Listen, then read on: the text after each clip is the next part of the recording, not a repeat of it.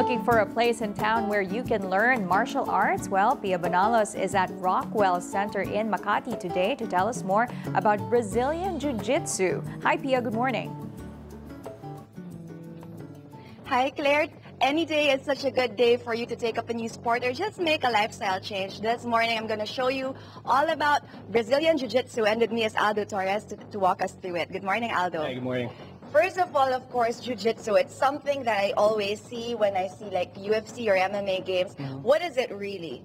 Well, basically, Jiu-Jitsu is ground fighting. It involves taking your opponent down to the ground and basically, pinning him, subduing him, and eventually landing a submission, whether it be, say, an arm lock, a chokehold, a leg lock, or something of that sort. So there's no punching or kicking, striking involved in Jiu-Jitsu. It's purely just grappling. So as I said earlier, throws and takedowns, and pins and submissions.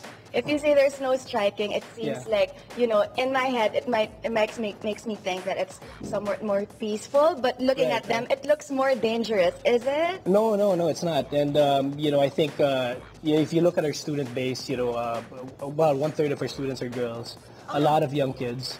So a lot of guys that are in high school and college as well. So, you're right. It's something that is, in my opinion, a lot gentler than, say, a sport that involves, punching or kicking, kickboxing or boxing.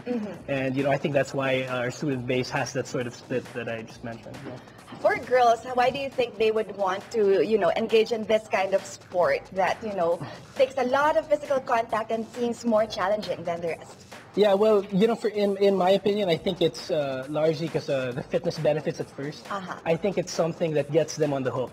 They see the results right away. They're able to get in shape in a relatively short span of time. But then after that, they achieve that. I think it's something a lot bigger. It's got a lot to do with their confidence and with basically the mental exercise. And sort of the lifestyle that Jiu-Jitsu promotes. I think that's what keeps them on the hook for the longer term.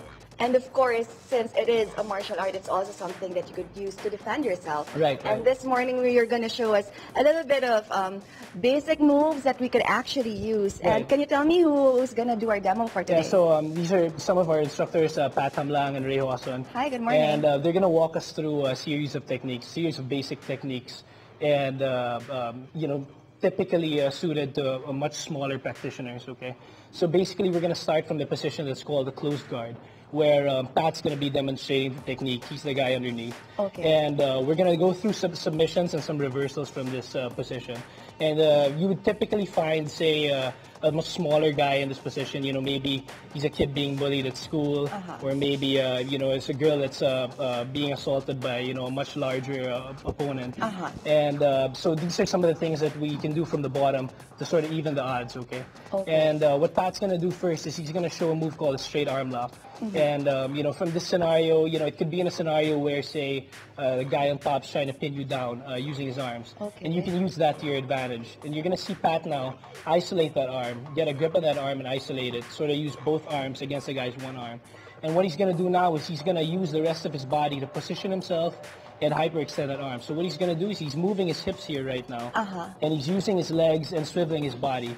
And he's going to swing that other leg of his over the head. And what's going to happen now is he's going to be using both those legs to clamp down on his opponent. He's going to use his arms to keep his opponent's arm in place. And he's going to finish the lock by extending his hips upwards. And what that does is it hyperextends his opponent's arm, bending it in the opposite direction. Oh, okay. So it could be really dangerous as well. Like, for example, of course, if you're a girl or a small person trying to defend yourself, at least you know that you could take over a bigger opponent like that. That's interesting. So what's the next one that you're going to show us? So the next one is another arm lock we're going to show. It's a shoulder lock called the Kimura. And what Pat's going to do is he's, again, going to isolate one of the arms. He's going to pick a side and isolate his opponent's arm on that side. And he's basically going to wedge that arm against his body and against both of his arms. And now what's going to happen is he's going to come back down to the mat. And it's going to look like he's using his arms to attack. But what he's really doing is he's just using his arms to keep his opponent's arm in place. And he's going to turn his body and use the rest of his body to effect that lock. So what's going to happen is putting pressure on the shoulder. And it's putting stress on the shoulder. He's going to force his opponent to tap as he rolls his body. And assuming he keeps going, what that does is it dislocates the shoulder from its socket. Okay, so right there you could see it. Okay, cool. And then there's another one that you could show us. Yeah. So what he'll be doing now is a triangle choke. So basically, it's choke where he's using his legs and the rest of his hips and his arms to finish his opponent. So from here, Pat's gonna get his overhook on the guy's arm, and he's gonna position himself to get his legs over the guy's neck. All right. And what's gonna happen now is gonna position those legs, come over the head, and close the triangle choke. What's happening here is that it's not just cutting off the air supply, it's actually cutting off the circulation of blood to the opponent's brain.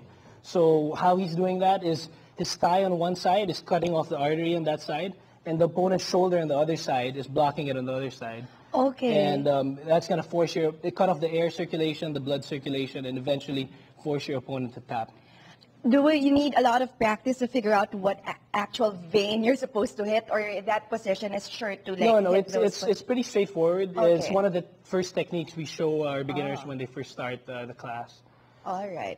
And then, of course, the last one that you're going to show Then I guess us. lastly, and I guess in the eyes of many, a less aggressive attack, if you will, or counter, is basically when you're in the bottom and you want to gain control of the situation, you can opt to sweep your opponent, and turn the tables. What Pat's going to do here is he's going to isolate the arm on one side so that his opponent can't base out.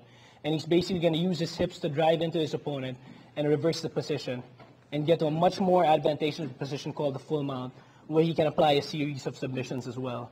Okay, and what's basically here, what happens is that his opponent that was on top is now in a much more disadvantaged position where he can't attack from, and where Pat has all the control. Of course, Pat has been training for a long time, and he looks like he's much stronger than the average person. Like, would I be able to overcome an opponent like that coming from that position just doing what he did? Well, Without with the requiring right a lot of amount of strength? with the right amount of practice, if you come to practice and you show up regularly, it's something that you can most likely develop. Of course, it's the summer. I'm sure a lot of people have a lot of time in their hands. Why should they choose jiu-jitsu as a form of sport or anything that they could take up for the summer? Yeah, well, I just think that, it blends in all of the benefits as an individual sport and as a team sport. Obviously it's a one-on-one match when you go out to compete. It's an individual sport in that sense. But, the preparation is a team event, You're here to train with guys that are here to help you out, are here to help you get better, and are very keen to do so. And, the sense of camaraderie that you build training as a team, even though it's an individual sport. I think that, it teaches you teamwork while teaching you to be self-reliant as well when you have to go out and perform. So, that's, for me, one of the edges that jiu-jitsu presents. So if that's not enough to get you into jiu-jitsu, I think all the fitness benefits that it has as well could give you that hook. Thank you so much, Aldo. Sure. There you have it. For those of you looking for something to do this summer or maybe a lifestyle you want to sustain, do check out Brazilian Jiu-Jitsu. Back to you. What's happening to me? Back to you, Karen Amelin.